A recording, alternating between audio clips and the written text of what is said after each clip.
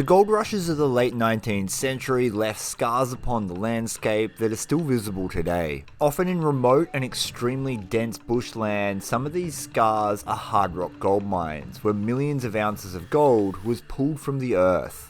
And in my ongoing series of asking the question, can you make a living gold prospecting, I want to explore the idea that there is thousands, if not hundreds of thousands of dollars sitting in the waste rock dumps outside some of these abandoned mines. That right there is a hard rock gold mine. It's the holy grail of gold prospecting, and what they were chasing here is this. Gold ore, rock containing the stuff we're all looking for. Dotted right across the world, and in particular where I live here in the northeast of Victoria, there are hundreds of thousands of abandoned gold mines just like this. And I've been asking the question on my channel recently, with the extremely high gold price at the moment, can you make a living off nothing but gold? We've primarily been focused in on alluvial prospecting. It's by far the cheapest, quickest and easiest method to get involved in gold prospecting. Hard rock sits at the other end of that spectrum. It's probably the hardest. Most of the time, the waste rock that was thrown out did contain possibly even significant amounts of gold. We've had heaps of luck dry washing these piles, metal detecting them for specimens, and crushing up the leftover rock for its gold. Because usually these are called seconds piles. This is what was thrown out of the way to get to the really good stuff. Today, with the gold price being so high,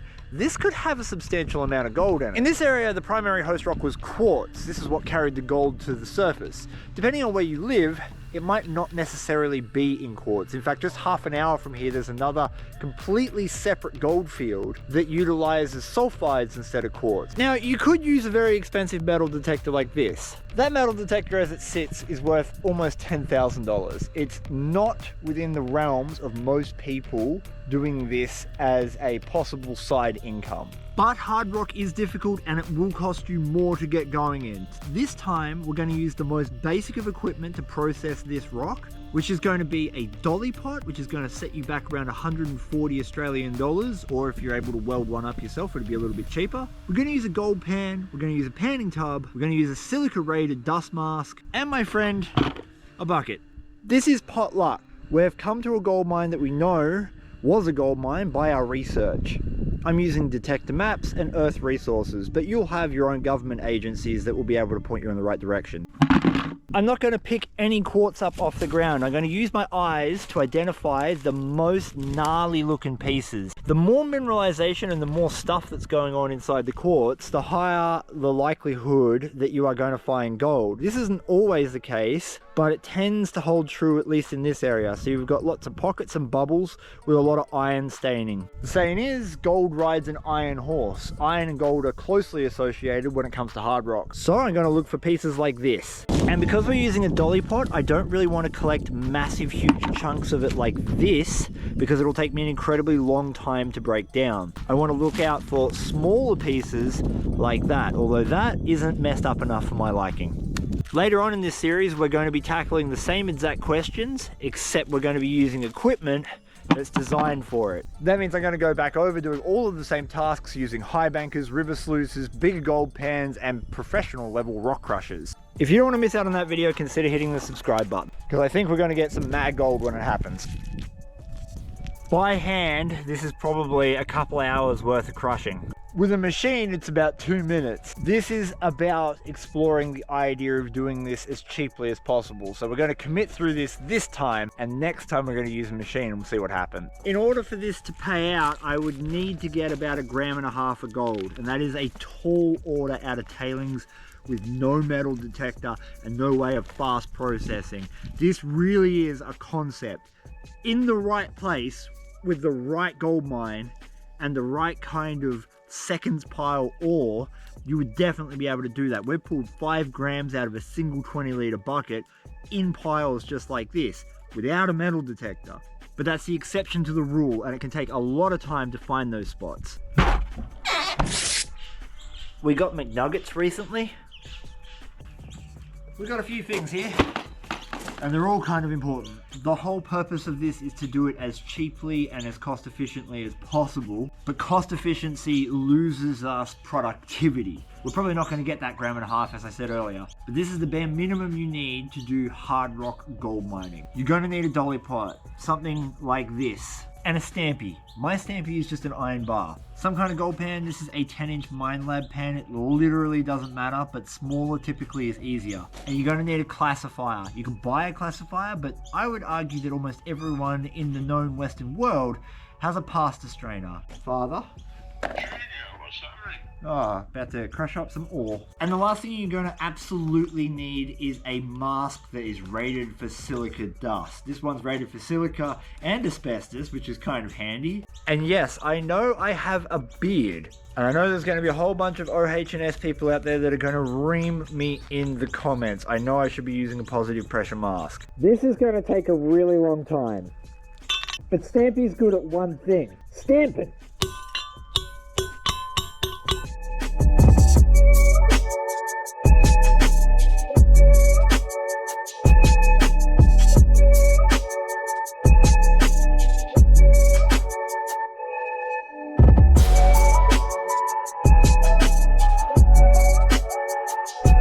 This right here is why it takes so damn long with a dolly pot. You can break it up and you can sieve it to not even that fine of a mesh, and you still end up with a heap of oversize. Something super cool is starting to happen as I bust these rocks up. When I'm breaking rocks open like this, it have a little bit of that bubbly stuff on it and really a lot of iron staining on the outside. The reason that I wanted these rocks is because they turn out like this.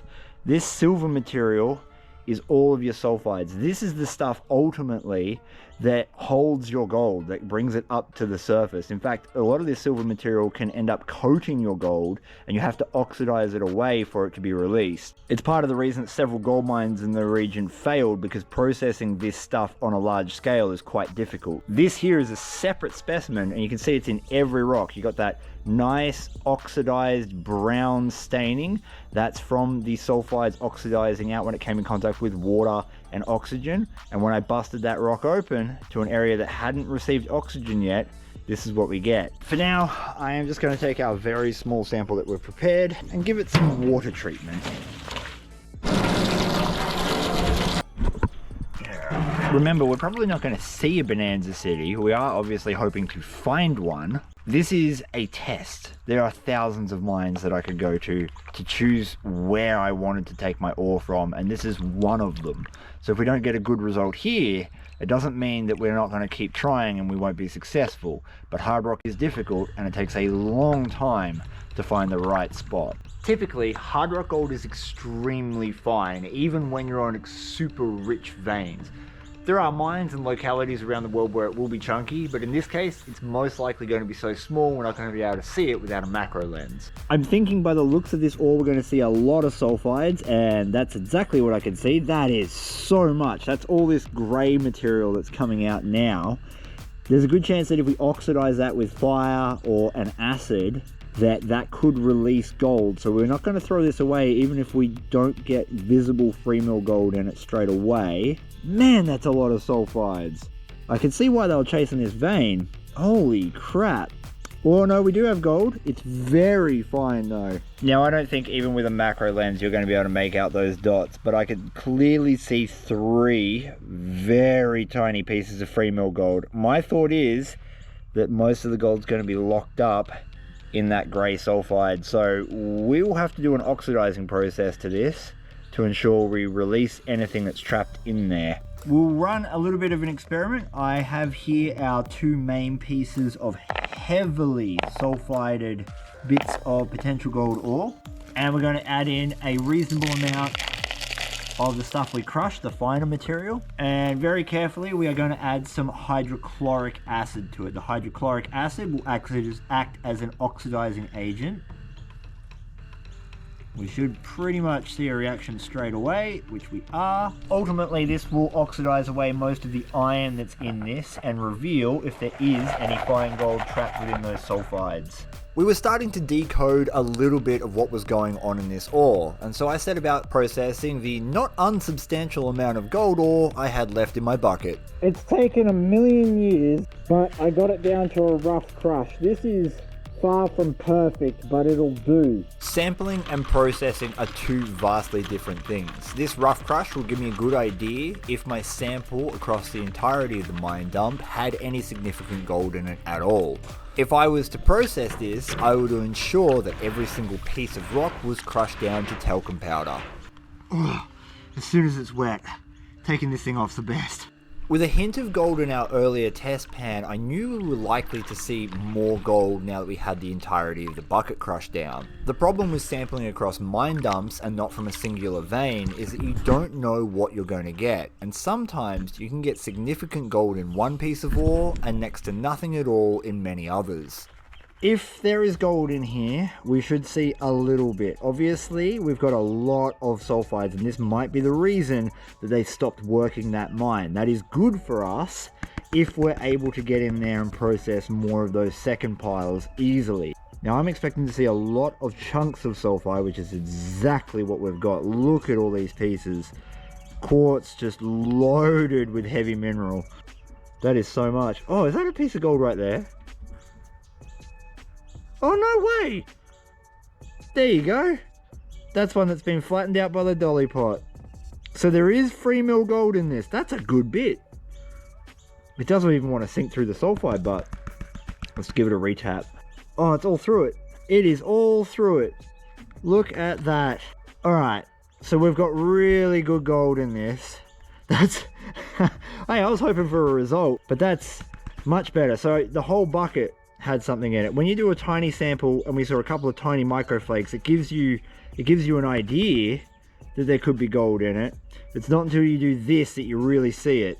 It might have only been a single piece of ore that ended up giving us some really nice crunchy bits in there, but there's a bunch of micro to go along with it. In order for me to get a weight, I'm going to have to clean this up, and cleaning this up is going to be a bloody nightmare. I'm going to have to let this sit and hopefully oxidize so that the sulfides diminish and go away. That might in turn reveal even more gold, which would be awesome. That's a bloody good result. I'll be curious to see what comes out of that pan.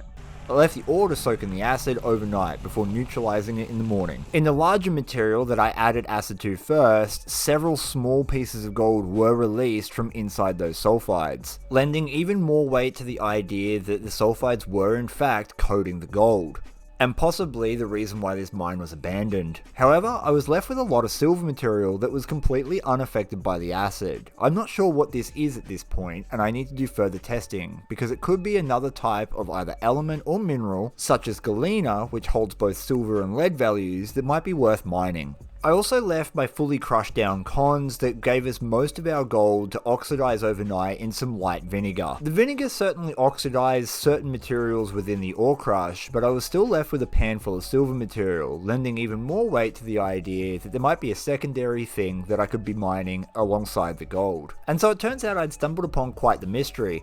I'm actually surprised at this result. We got a reasonable amount of gold for such a small crush. But I need to confer with some experts who know a lot more about this than I do in order to figure out what's going on here. If you want to help support the channel, please check out theoldmoldy.com.au where you can pick up merch like this. And I've also bagged up 2 bags of this exact ore. I can't guarantee that there's going to be gold in it, but at least some of you will get an opportunity to play with exactly what you've seen on this video. They're on the Old Moldy right now. I tried for several hours to get the gold and the silver material to separate from each other, and I had very limited success. It is possible, it's just super slow going, and I'm still trying to work out exactly what that silver material is. I actually think we found a really good mine to do this test all over again before when we get the correct equipment out there. Whether you can make a living off this type of gold mining would highly depend on where you live, and I don't think it's possible in my area. There's a few more videos to come in this series, and we're going to be looking at value adding to our gold. We're going to mine and process gold so that we can make a gold ring.